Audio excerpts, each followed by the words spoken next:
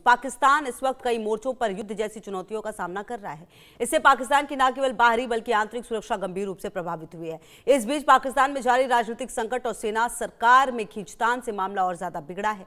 हालात इतने खराब है कि पाकिस्तान के 2 सूबे बगावत को तैयार है। अगर स्थितियां सुधरती नहीं है तो पाकिस्तान को अपने इन 2 सूबों को बनाए रखने में मुश्किलों का सामना करना पड़ सकता है। इनमें पहला सूबा बलूचिस्तान और दूसरा खैबर पख्तूनख्वा है। ये 2 ऐसे सूबे हैं जो लंबे समय से पाकिस्तान से बाहर निकलने के लिए संघर्ष कर रहे हैं। पाकिस्तान के खैबर पख्तूनख्वा और बलूचिस्तान में हालात बहुत गंभीर हैं। इन दोनों सूबों के बड़े भूभाग पर विद्रोहियों का नियंत्रण है। इन इलाकों में पाकिस्तानी सेना भी घुसने की हिम्मत नहीं करती। इन दिनों इन दोनों सूबों में टीटीपी और बीएलए पाक आर्मी पर ताबड़तोड़ हमले कर रही है। खैबर पख्तूनख्वा में जहां तहरीके तालिबान पाकिस्तान यानी टीटीपी का कहर है, तो वहीं बलूचिस्तान में बीएलए ने मोर्चा संभाला हुआ है। बड़ी बात है, खैबर पख्तूनख्वा के बड़े हिस्से पर अफगान तालिबान भी अपना दावा करता है। वहीं बलूचिस्तान में बलूच लड़ाके पाकिस्तानी सेना के अत्याचारों से तंग आकर हथियार उठा चुके हैं। वो बलूचिस्तान के संसाधनों के दोहन को लेकर भी पाकिस्तान पर भड़के हुए हैं। तो कुल मिलाकर जो पाकिस्तान की स्थिति है वो किसी से छुपी नहीं है। और आपको बता दें कि कहीं ना कहीं जो पाकिस्तान है वो अब देख ये रहा है कि आखिरकार जो दोनों मोर्चों पर लड़ाई है वो किस तरीके से हो पाएगी, क्योंकि आपको बता दें कि लगातार पाकिस्तान में एक तरफ बीएलए दूसरी तरफ टीटीपी काफ़ी ज़्यादा उग्र होती हुई नज़र आ रही है। और अब जो शहबाज और मुनीर हैं उनके होश उड़ते हुए भी नज़र आ रहे हैं, क्योंकि लगातार हमलों से कहीं ना कहीं पाकिस्तान की परेशानी बढ़ती हुई नज़र आ रही है। आपको बता दें कि अप्रैल 2025 के बाद की अगर आप बात करें तो बीएलए काफ़ी ज़्यादा सक्रिय होता हुआ नजर आ रहा है और लगातार अपनी आज़ादी को लेकर जो संघर्ष है वो कर रहा है बलूचिस्तान। और ऐसे में जो टीटीपी है उसके हमले भी बढ़ गए हैं और लगातार पाकिस्तान की तरफ से आरोप ये भी लगाया जाता रहा है कि अफगानिस्तान ही टीटीपी को बढ़ावा देता है। और कहीं ना कहीं जो मुनीर हैं वो ये कहते हुए भी नजर आए थे कि अफगानिस्तान को चुनना होगा, या तो वो टीटीपी को चुन ले या पाकिस्तान को चुन ले, क्योंकि उसे लगता है कि टीटीपी को बढ़ावा देने में अफगानिस्तान तालिबान का हाथ है। हालांकि लगातार टीटीपी की तरफ से जो हमले हैं वो काफी बड़े होते हुए नजर आ रहे हैं।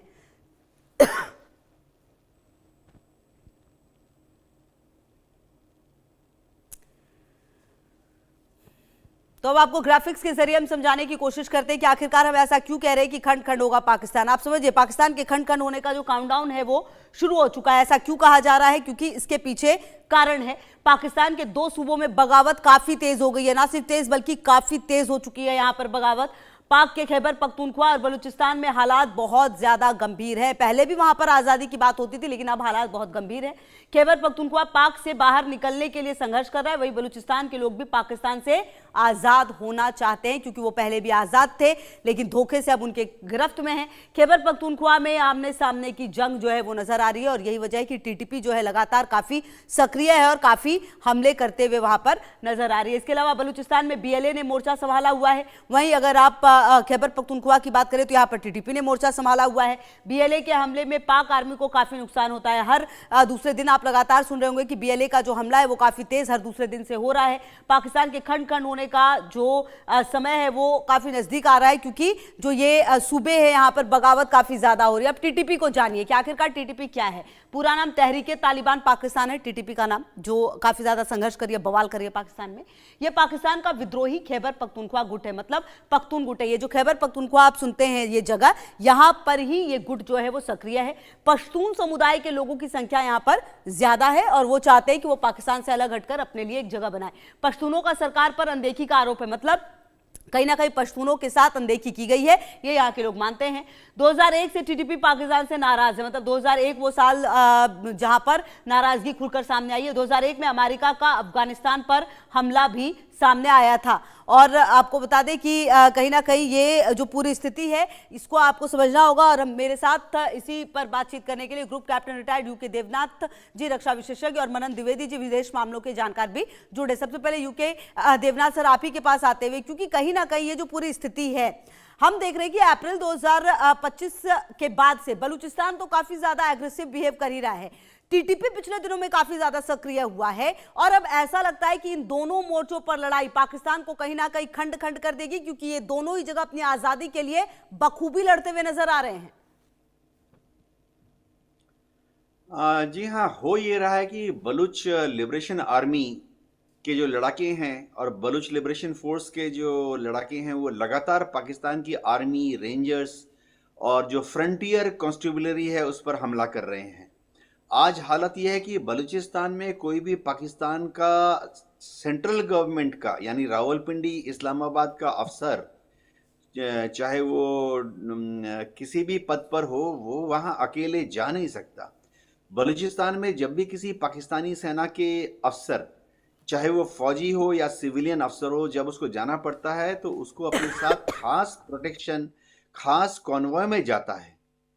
बलूचिस्तान में हालात ऐसे हैं कि अब वो अपनी आज़ादी घोषित कर चुके हैं और रावलपिंडी इस्लामाबाद को ना सिर्फ वो सेंट्रल अथॉरिटी मानते हैं, ना ही उनकी आज्ञा का पालन करते हैं, वरन उन्होंने अब निश्चय कर लिया है कि अब से वो रावलपिंडी इस्लामाबाद से कोई संपर्क रखेंगे ही नहीं। इसी तरह के कुछ आबहवा जो है वो खैबर पख्तूनख्वा में है। खैबर पख्तूनख्वा में जो टीटीपी के लड़ाके हैं वो अक्सर जो बॉर्डर पोस्ट है उस पर कब्जा कर लेते हैं, बॉर्डर पोस्ट से पाकिस्तान के बॉर्डर गार्ड्स को भगा देते हैं। और तो और एक बहुत हास्यास्पद वाकया पिछले महीने हुआ था जब पाकिस्तानी बॉर्डर गार्ड्स की जो वर्दियां इन्होंने छीन ली थी, उनको ये 100-100 रुपए में टीटीपी के लड़ाके ऑक्शन यानी बेच रहे थे। ये दिखाता है कि दूर दराज के क्षेत्रों में अभी खैबर पख्तूनख्वा में जो डूरन लाइन के आसपास का एरिया है, वहाँ पाकिस्तान आर्मी और रेंजर्स की पकड़ या तो कम हो गई है या खत्म हो गई है। जी ठीक है, आप रहिए हमारे साथ और मनन द्विवेदी जी भी मेरे साथ लगातार जुड़े हुए। मनन जी देखिए, ये बात तो तय है कि पाकिस्तान ने और पाकिस्तान की सरकार ने, चाहे बलूचिस्तान की हम बात करें या खैबर पख्तूनख्वा की बात करें, यहाँ पर सिर्फ संसाधनों का दोहन किया है। यहाँ के लोगों से उन्हें कभी कोई मतलब रहा नहीं है, उनके साथ हमेशा गैर जिम्मेदाराना व्यवहार रहा है। और अब ये बात वहाँ के लोग बखूबी समझ चुके हैं और अब उनको किसी भी कीमत पर सिर्फ अपनी आज़ादी चाहिए, उससे कम में ये मानेंगे नहीं। कम से कम जिस तरह की गतिविधियां अभी लग रही हैं टीटीपी की तरफ से, उससे तो यही अंदाजा लगता है। देखिए, मैं यहाँ पर ये कहना चाहूंगा कि जहां तक पाकिस्तान की बात है, अंतर्राष्ट्रीय संबंधों के वैज्ञानिक और एक्सपर्ट्स इस बात को कहते हैं कि पाकिस्तान के ऊपर एक डेफिनेशन लगाई जा सकती है बड़ी आसानी से पिछले 10-15 वर्षों में, जो कि है फेल्ड स्टेट की। फेल्ड स्टेट का मतलब है कि पाकिस्तान की जो आंतरिक सुरक्षा की जो स्थिति है वो पूरी तरीके से डामाडोल है। और पाकिस्तान ऑक्यूपाइड कश्मीर को अगर हम देखें बलूचिस्तान को, और अगर हम देखें खैबर पख्तूनख्वा को, तो हम पाएंगे कि जैसे प्रेसिडेंट ओबामा ने कहा था कि ये the most dangerous place in the world है। मतलब यहाँ पर पाकिस्तान की स्टेट पूरी तरीके से, उनका जो राज्य है, उनकी जो सरकार है और उनका जो एस्टेब्लिशमेंट है वो पूरी तरीके से फेल हो चुका है। और अब ये समझना बड़ा मुश्किल है कि पावर स्विच और पावर बटन किसके हाथ में है। इसके अलावा मैं कहूंगा, जहां तक खैबर पख्तूनख्वा और बीएलए की बात है, ये हम देखें तो हम पाएंगे कि बीएलए तो एक स्वतंत्रता संग्राम है, जहां पर माइनॉरिटीज के ऊपर जो अत्याचार इस्लामाबाद सरकार ने और रावलपिंडी ने जो किए हैं उसका जवाब बीएलए देता है और बलूचिस्तान को एक सॉवरेन स्टेट वहां पर बनाना चाहता है। पर हम अगर अफगानिस्तान और टीटीपी के वायलेंस को देखें तो हम पाएंगे कि ऐसा कई इतिहासकारों ने और स्ट्रेटेजिक राइटर्स ने ये लिखा है कि ये जो फंडामेंटलिस्ट एलिमेंट्स होते हैं, ये जो जिहादी आतंकवादी होते हैं, इनका ना तो कोई धर्म होता है, ना इनका कोई सिविलाइजेशनल कॉन्टेक्स्ट होता है। ये तो सिर्फ एक तरीके का मिलिशिया होते हैं। सुबह अगर आप देखेंगे, अफगानिस्तान में देखा गया कि कोई ग्रुप अब्दुल रशीद दोस्तम के साथ फाइट कर रहा है, तो अगले ही दिन वो पैसे लेकर और रिसोर्सेज के लालच में गुलबुद्दीन हिकमतयार के लिए लड़ने लगेगा। तो मुझे लगता है कि अफगानिस्तान और टीटीपी का जहां तक मामला है वो पूरी तरीके से एक मर्सिनरी और मिलिशिया क्लास में रखा जा सकता है। पर जहां तक बलूचिस्तान की जगह है तो हम ये पाएंगे कि ये एक तरीके का स्वतंत्रता संग्राम है। और यहाँ पे मैं एक उदाहरण देना चाहूंगा कि जब पानीपत का वॉर हुआ और वहां से करीब 20-25 हजार मराठे पकड़ के लाए गए बलूचिस्तान में, तो एक तरीके से है कि इंडिक ओरिजिन वहां पर पैदा हुआ। और अभी भी कुछ जगहों पर बलूचिस्तान में शिव जी की पूजा की जाती है। तो मुझे लगता है कि इंडिया कनेक्शन को भी हम डिनाई यहाँ पर नहीं कर सकते। पर यह बात मैं फिर कहूंगा कि वहां के लोग, जहां तक बलूचिस्तान की बात है, वो पूरी तरीके से अपना पेशेंस का थ्रेशोल्ड क्रॉस कर चुके हैं। और पाकिस्तान, मुझे लगता है, अगर इन स्थितियों को खैबर पख्तूनख्वा में और बलूचिस्तान में बीएलए के अगेंस्ट कंट्रोल नहीं कर पाया, तो एक तरीके से इम्प्लोजन की मतलब अंदर से टूटने की और अंदर से बिखराव की स्थिति पाकिस्तान में बहुत जल्दी नियर फ्यूचर में आ सकती है, ऐसा मैं कहना चाहूंगा। बिल्कुल। और कहीं ना कहीं यूके देवनाथ सर, जो स्थिति पाकिस्तान में अभी आपको नजर आ रही है, कई मोर्चों पर पाकिस्तान लड़ रहा है, अपने देश के अंदर तो लड़ ही रहा है, दूसरी तरफ अफगानिस्तान से भी उसकी लड़ाई है। उसे लगता है कि टीटीपी को उसने एक्टिव कर रखा है। कहीं ना कहीं पाकिस्तान शायद सर ये अभी भी समझने में नाकाम है कि उसकी गलती क्या है, अपने लोगों को ना अपनाकर सिर्फ संसाधनों का दोहन करके। और कहीं ना कहीं जिस तरह की स्थिति उसने कई दशकों से बलूचिस्तान और वहां के लोगों के साथ अपनाई है, अब उसे ये समझना होगा कि लोग अब बर्दाश्त नहीं करेंगे, क्योंकि अब ये पहले वाला वक्त नहीं है। और आने वाले समय में सर आप बलूचिस्तान और जो ये खास करके खैबर पख्तूनख्वा में टीटीपी की लड़ाई है, इसको कितना आगे जाते हुए देख सकते हैं? जी हाँ, हो ये रहा है कि पाकिस्तान में जो राज है, प्रैक्टिकली देखा जाए तो वो पंजाब प्रोविंस में जो सुन्नी मुसलमान रहते हैं, जो पंजाबी हैं, उनका ही राज है। हाँ। सेना के उच्च पदों में, उनकी जो सेंट्रल सर्विसेज हैं वहाँ उच्च पदों में, उनके जो बड़े बड़े इंडस्ट्रियल घराने हैं, सब जगह आप देखेंगे कि पंजाबी सुन्नी मुस्लिम्स का ही दबदबा है वहाँ पे। शुरुआती दिनों से, आज़ादी के बाद से ही कुछ ऐसा भावना रहा है कि बलूचिस्तान के बलूच लोग दोयम दर्जे के नागरिक हैं। शुरुआती दौर से ही ऐसी कुछ भावना रही है कि खैबर पख्तूनख्वा के जो पठान हैं उनको थोड़ा नीचे देखा जाता था, देखा जाता है। इस तरह की जो एक कॉन्फ्लिक्ट है, सामाजिक बंटवारा है, ये वहाँ बहुत ही आसानी से दिख जाता है। तो पाकिस्तान की एस्टेब्लिशमेंट अगर चाहती है कि देश इकट्ठा रहे, मजबूत रहे, तो उनको बलूच लोगों को और पठान लोगों को सेंट्रल अथॉरिटी में, यानी एस्टेब्लिशमेंट में एक वही बराबर का दर्जा देना होगा। उनको भी मौका देना पड़ेगा कि वो भी आके रावलपिंडी, इस्लामाबाद में उच्च पदों पर स्थिर हो सकें। इसके अलावा कोई दूसरा तरीका नहीं है। ये बहुत लॉन्ग टर्म प्रोसेस है। पाकिस्तान की जो इकोनॉमिक इंस्टेबिलिटी है, पाकिस्तान में रेवेन्यू जनरेशन बहुत कम है, टैक्स कलेक्शन बहुत कम है, फालतू के खर्चे ज़्यादा हैं, फौज आधा रेवेन्यू खा जाती है, जो थोड़ा बहुत बचता है वो टेरर कैंप्स को जिंदा रखने में चला जाता है, आतंकवादियों को हथियार मुहैया कराने में चला जाता है। ऐसे में हो क्या रहा है कि जो थोड़ा बहुत इंफ्रास्ट्रक्चर डेवलपमेंट हो रहा है वो पंजाब में हो रहा है और थोड़ा बहुत सिंध में हो रहा है। जो खैबर पख्तूनख्वा का इलाका है टोटली नेग्लेक्टेड है। बलूचिस्तान का जो दूर दराज का एरिया, खासतौर से ईरान के सिस्तान के साथ जो इलाका है बलूचिस्तान का, टोटली नेग्लेक्टेड है। ना स्कूल बने हैं, ना अस्पताल बने हैं, ना गांव तक सड़कें बने हैं, और तो और छोटी सी एमिनिटी जैसे मोबाइल टावर, जो कि हम सब सोचते हैं कि आजकल के दौर में एक एसेंशियल रिक्वायरमेंट है, वो भी नहीं है।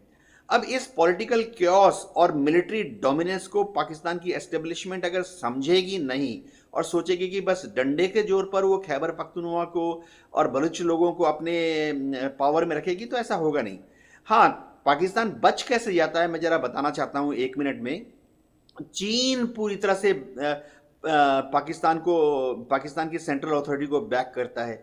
अमेरिका जो है पूरी तरह से आंख मूंद कर पाकिस्तान में कोई भी सरकार हो उनको इस दमन नीति में सपोर्ट करता है।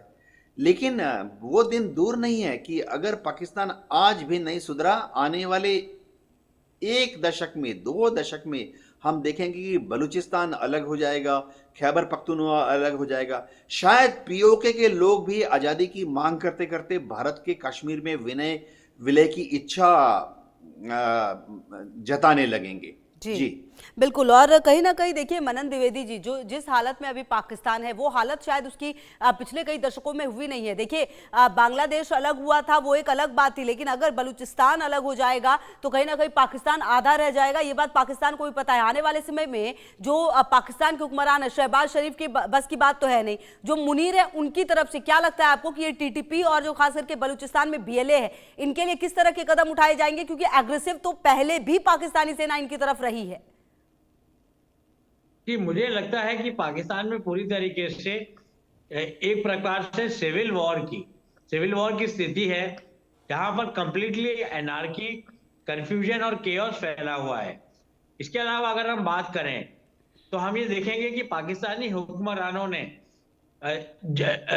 जनरल जिया के समय से ये देखा कि उन्होंने नेटो का और अमेरिका का प्रस्ताव स्वीकार कर लिया, जो कि भारत ने अपनी विभिन्न सरकारों में एक्सेप्ट नहीं किया। मेरा मतलब यहाँ पर ये कहने का है कि पाकिस्तान के ऊपर एक डेफिनेशनल टाइटल हम लगा सकते हैं, और वो पाकिस्तान ने अपने ऊपर जानबूझ के रखा ये टाइटल, वो है फ्रंटलाइन स्टेट।